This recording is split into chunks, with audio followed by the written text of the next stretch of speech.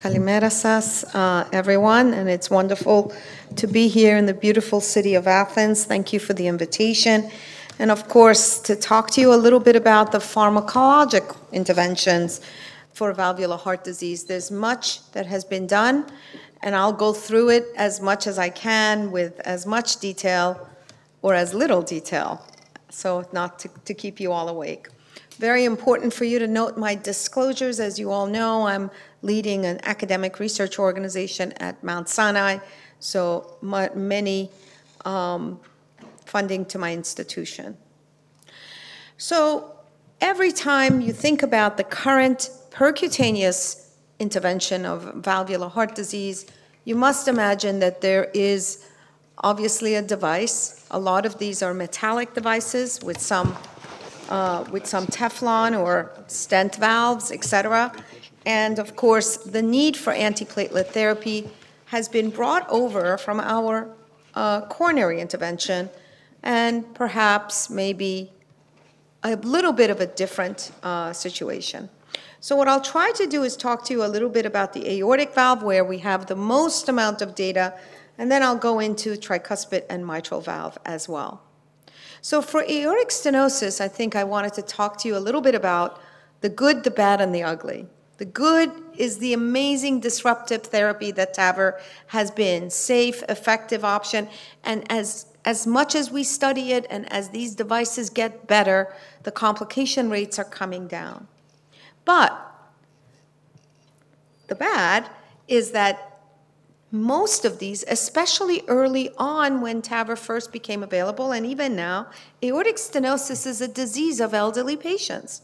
So there is no question that there are some complications, 10 times higher than percutaneous coronary intervention. It's gone down, but some of those complications, especially vascular with large bore devices, can't be unmentioned. And then very important is this different understanding of the bleeding and thrombotic events. It's a major concern. They can overlap, and balancing these could be very, very difficult to achieve. And I'll talk to you about some of the failures.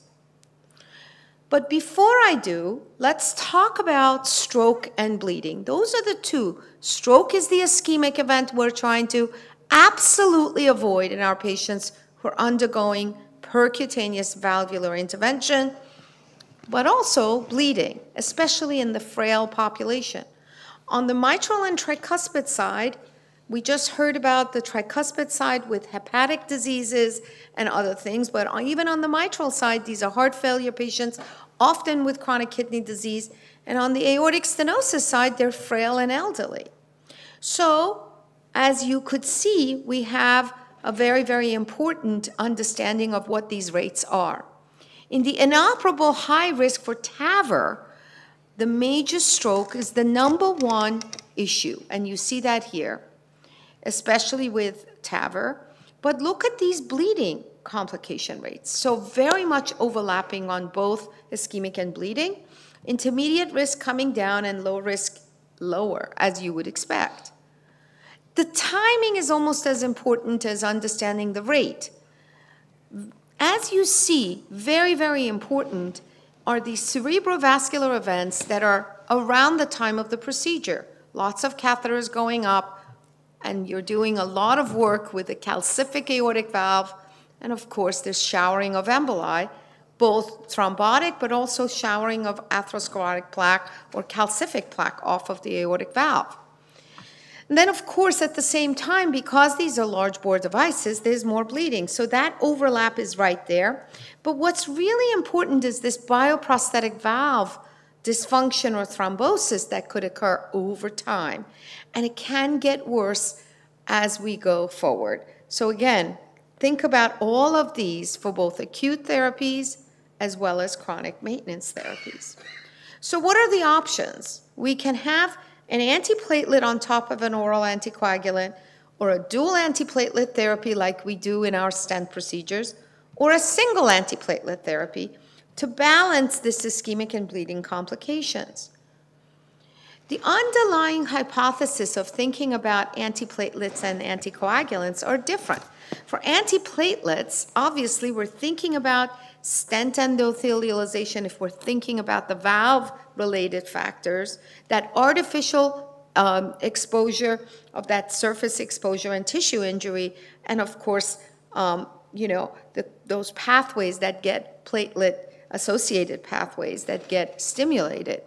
On the anticoagulation part, it's that leaflet thrombosis, flow disturbances, valve crimping, all of those that have tissue factor and other areas of anticoagulation where it becomes more important.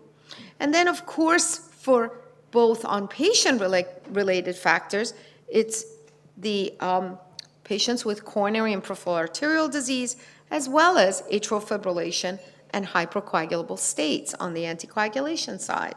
What do the guidelines say? Well, the U.S. guidelines, they're a little bit cautious compared to the more recent 2021 ESC guidelines, where lifelong antiplatelet therapy has gotten a Class 1A, and lifelong oral anticoagulant therapy for those patients who require it is also Class 1A for those patients who have an indication for an oral anticoagulation.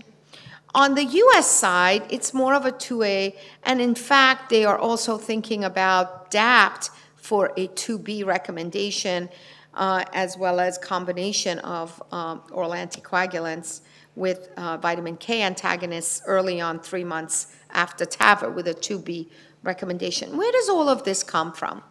Well, let me tell you about the trials that inform us for some of these guidelines. We'll focus first on those trials with no indication for anticoagulation, and then we'll go for the patients who have indication for anticoagulation, and you see the number of trials here. And I won't, you see the names, and I will go through them for you. So without indication for anticoagulation, we have these 3 trials. It's the SAT TAVI, RT, and Popular TAVI. Let me make sure you all pay attention to the fact that these are small numbers of patients, first and foremost. The top 2 is only 220 patients. Popular TAVI, the first cohort, had 665 patients. And in each of these, it was single versus dual antiplatelet therapies with follow-up at 6, 3, or 12 months. So with regard to those 2 small studies, you see that at first, the first study showed no difference in the NACE outcome, both bleeding and ischemic complications. But in the RT study, dual antiplatelet therapy seemed to be harmful in 222 patients. And then Popular TAVI with 665 patients, I think is the one probably the best evidence to look at. Here's Popular TAVI with the antiplatelet therapy patients, 2 cohorts. The first cohort we're going to talk about are those who had no indication for oral anticoagulation at the time of TAVI. They were randomized to aspirin alone versus aspirin plus only 3 months of clopidogrel. What did they find? Well, less was more in terms of bleeding, as you would expect, less bleeding with aspirin monotherapy, and no difference at all in terms of the ischemic complications of cardiovascular death, ischemic stroke, and myocardial infarction, and that's here. So that's the best evidence we have there. What about more evidence?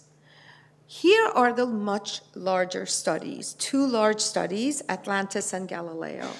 And we'll talk about that with direct oral anticoagulants. And here, they had no indication for an anticoagulation, but the introduction of a direct oral anticoagulant with rivaroxaban and apixaban was introduced in Galileo and Atlantis, and in ADAPT-TAVR with edoxaban. And you can see here the design of all of those. Looking at Galileo, and I'll go through each and every one of these. Let's start with Galileo. This was a 1,700 patient study, primary outcome of composite of death, stroke, MI, valve thrombosis, lots and lots of ischemic events, you see that it looked like antiplatelet therapies did better. Did better. The study was stopped early. And it was because of much higher bleeding rate without a real ischemic benefit. And so they stopped, the DSMB stopped the study early. In Atlantis, very similar findings. Apixaban compared to a single antiplatelet therapy or dual antiplatelet therapy had no efficacious outcome, no difference in their ischemic outcomes, and the bleeding was similar. Not as much bleeding as in Galileo, but let's discuss that a little bit further. Then we have the patients with an indication for anticoagulation, and this is the people who have need for an anticoagulation undergoing TAVR. We have Popular TAVI Cohort B, Atlantis as well, and Envisage AF. In Popular TAVI, that's that second cohort, oral anticoagulation alone or compared to oral anticoagulation plus clopidogrel for 3 months. Here, less is more again. Remember, these are sicker patients, frail patients, lots of bleeding complications. You add oral anticoagulant to antiplatelets, you're going to have more, or antiplatelet to oral anticoagulation.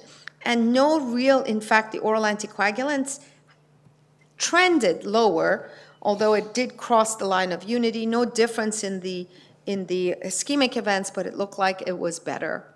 So we're mounting evidence that less is more in TAVI for now.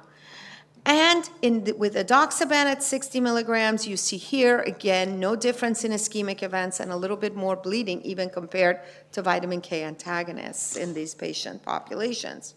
If we go now to Atlantis, and I want to remember our dear friend who passed away this last year, Professor Collet. He presented this work and it was seminal in our understanding of anticoagulation and dual antiplatelet therapies, but very important, no differences in the ischemic events, and of course also no differences in bleeding. So all in all, the evidence is pushing us towards less is more. Then you might say, what type of an oral anticoagulant is better after TAVR? Is it VKA or is it direct oral anticoagulants? We've already known a lot about VKA, which is associated with a higher risk of mortality, lower risk of disabling stroke compared to DOAC. And of course, very importantly, what you see here is a propensity-matched analysis from the Swiss centers discharged on oral anticoagulation. And what they found is that there was higher, you see that here, with VKA in blue and direct oral anticoagulants in red, you're seeing a little bit of a higher 68% versus 62% rates of death, MI, stroke, and bleeding all combined. And you see no differences in their bleeding complications. Another very important study, an important issue, is the subclinical leaflet thrombosis. This is reduced leaflet motions that are observed when we see it in all types of valves.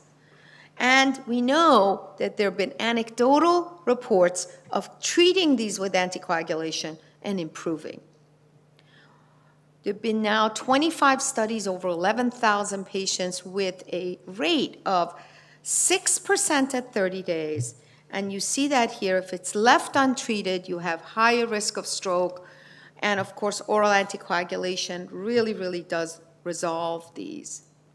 What do we have? What evidence do we have is that antithrombotic therapy in subclinical leaflet thrombosis, we have data from 2 of those big studies where there was 4D CT sub-studies within Galileo, and while the Galileo and the Atlantis study were not positive for the entire population, in this particular situation, direct oral anticoagulants reduce the risk of subclinical valve thrombosis. So you could see we're in a dilemma. How are we supposed to balance this and figure this out? And in the ADAPT TAVR, where edoxaban was also seen, you see a lower rate. So direct oral anticoagulants seem to be helping this. And maybe there is some room for longer duration or long-term anticoagulation. But there are now studies that are, this is an observational study of ocean TAVI, where they're saying, what about no antithrombotic therapy after TAVR? And it seems that there you're going to have the least amount of bleeding and, of course, no difference in NACE. No differences in net adverse clinical events.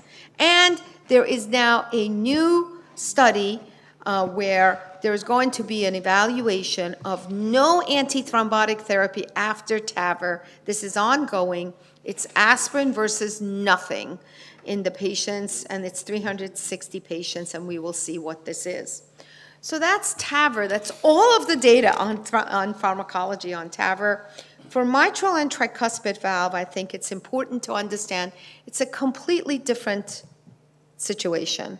Both with mitral and tricuspid valve, you have different pathobiology, important patient-related risk factors, and also valve and procedural-related risk factors. And you see right here all of the different valves that are being used in the mitral position, including some of the TAVR valves, like we've seen the SAPIEN valve in the mitral position as well.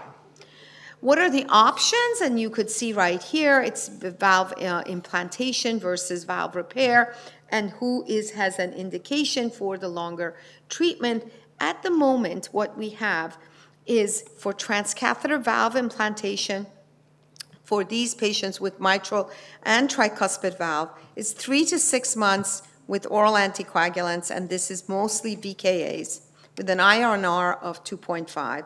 And then aspirin monotherapy. For valve repair is dual antiplatelet therapies, and then those patients who have an indication for an oral anticoagulant would get those in selected cases.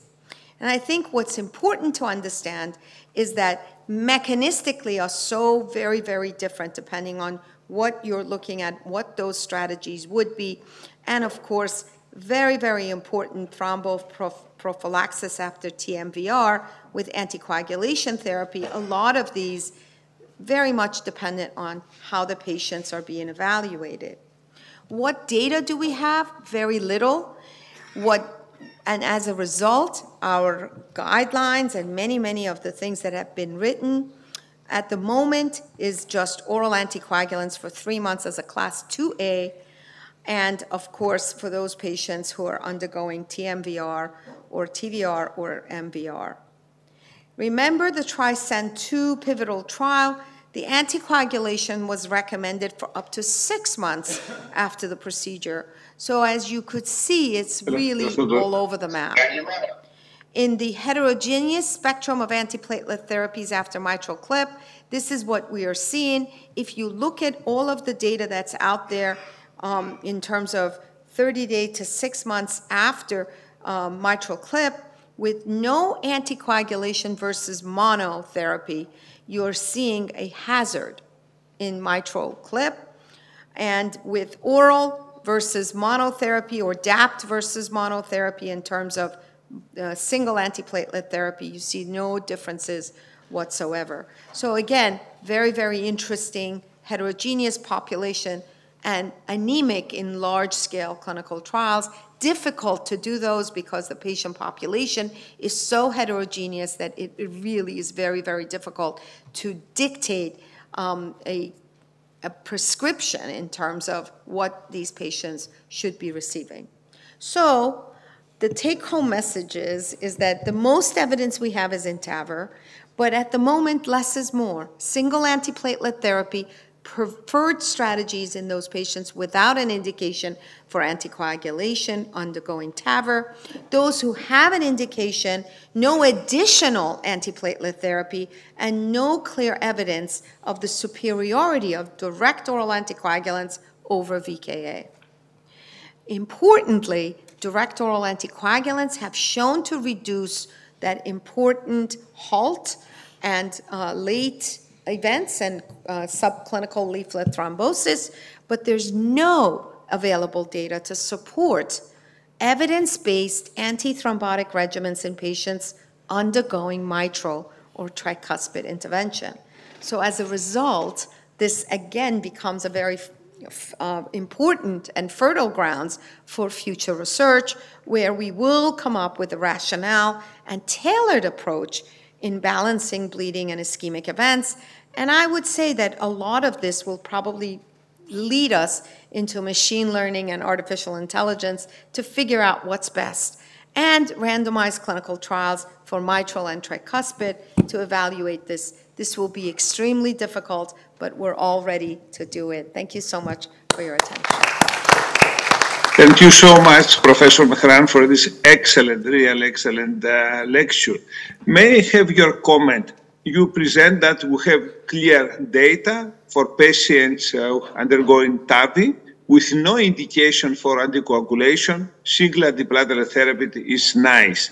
But regarding some clinical leaf left thrombosis, anticoagulants seems to go better compared to antiplatelet. So, what do you think that we can manage this important issue? Yeah, and I think it's a very important issue. I think at the time of procedure, you want to get your best possible result. The patients who end up with a lot of these, I mean, we have to learn a little bit more about the subclinical leaflet thrombosis and what are its clinical implications. We do know it can't be good for you. I certainly wouldn't want it, right? If I had it, I'd want it to be treated. And do we wait for it to develop before we then put them on an oral anticoagulant? What do we do with that? And that's really the subject of, I think, prospective long-term studies to better understand that. For now, as long as we have these very high-risk patients, I would be thinking about a single antiplatelet therapy in frail elderly patients. But in patients who might have low risk, younger patients with low risk for bleeding, those with a small annulus, those at a high risk for PPM, subclinical leaflet thrombosis could be more prevalent in those patients, and I might consider an oral anticoagulation, even with a direct oral anticoagulation based on the data from Atlantis and Galileo. Thank you. There is also one question from the Dr. Mezidis. What treatment would be ideal for a patient after a combined PCI and TAVI? Yeah, so it's a really good question. Again, I would say, I always say, do your best to do your best optimal procedural results, both on the PCI and on the TAVR. And many of us, now we know so much about imaging that helps for percutaneous coronary intervention, incorporating that, not over-treating the vessels that don't need to get stented. So being really, really careful there. And certainly, I think a short duration of dual antiplatelet therapy for about 3 months and then followed by a monotherapy is what I would be recommending. In the younger patients, you might think about even the twilight strategy for some of these patients who don't have an indication for an oral anticoagulant. Those who have an indication for an oral anticoagulant, I would give a single antiplatelet regimen, usually with a P2Y12 inhibitor combined with an oral anticoagulant, and then stopping the P2Y12 inhibitor within 3 months and going to an oral anticoagulant alone. Thank you. Just a remark. I think that you've a phenomenal lecture. Thank you. Steal it from your laptop. And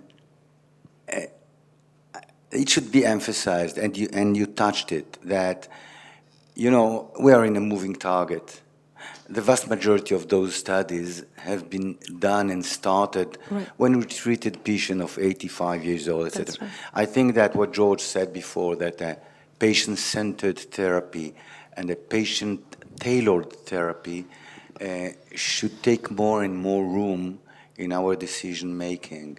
And I think that, in the United States, 65 years old is undergoing TAVI, not to give him even a single antiplatelet therapy unless he has some outstanding risk of bleeding is no, at least at this time. Yeah, and I think we are so in need of the current, because Galileo and Atlantis were mostly extremely high-risk patients. I can tell you that on the Galileo side. Early devices, very frail patients, average age of 80, 82.